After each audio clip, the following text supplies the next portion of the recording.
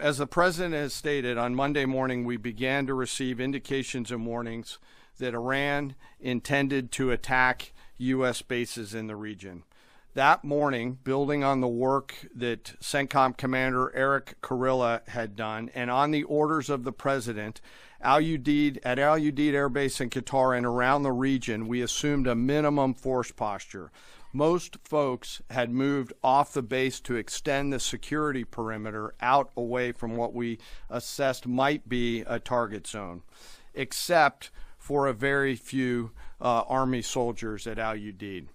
At that point, only 2 Patriot batteries remained on base, roughly 44 American soldiers responsible for defending the entire base, to include CENTCOM's forward headquarters in the Middle East, an entire air base, and all the U.S. forces there.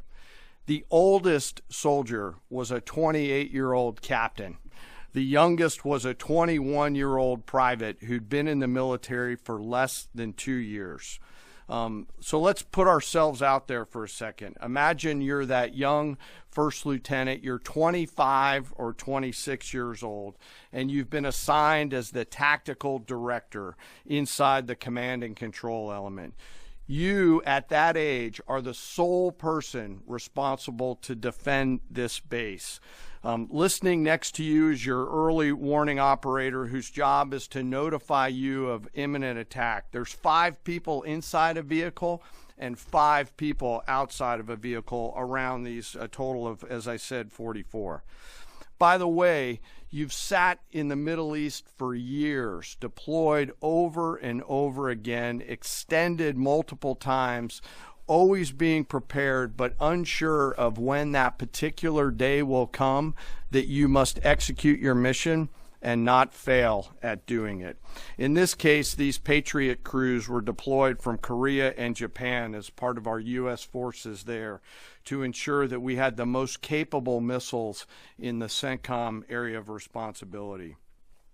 As the day continues, you start to hear more and more chatter in the information space about a pending attack. And as the sun starts to set in the west, you get orders from your higher headquarters to make sure that your missile batteries are pointed to the north. There are just a few other teammates. It's hot, you're getting nervous, and you expect an attack.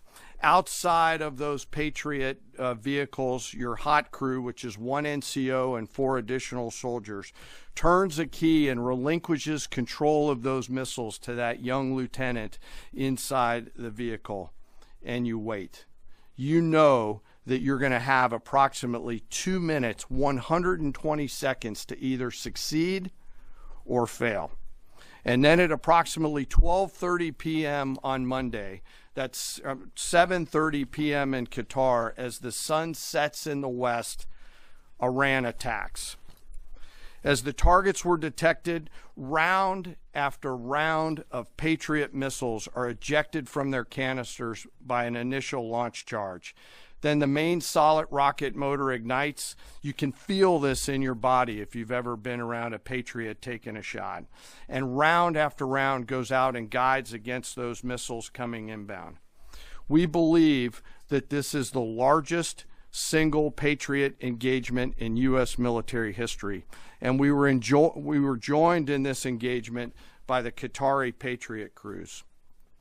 I'm not going to tell you how many rounds were shot, but it was a bunch because of classified purposes. And we're aware that there's reports of something getting through. What we do know is there was a lot of metal flying around. Between attacking missiles being hit by Patriots, boosters from attacking missiles being hit by Patriots, the Patriots themselves flying around, and the debris from those Patriots hitting the ground, there was a lot of metal flying around. And yet our U.S. air defenders had only seconds to make complex decisions with strategic impact. These awesome humans, along with their Qatari brothers and sisters in arms, stood between a salvo of Iranian missiles and the safety of Al Udeid. They are the unsung heroes of the 21st century United States Army. And I know a lot of you have seen the videos online and the excitement as those Patriots departed their launchers and went up and guided. This really demonstrates the combat capability and capacity of our Army air defenders. Simply stated, they absolutely crushed it.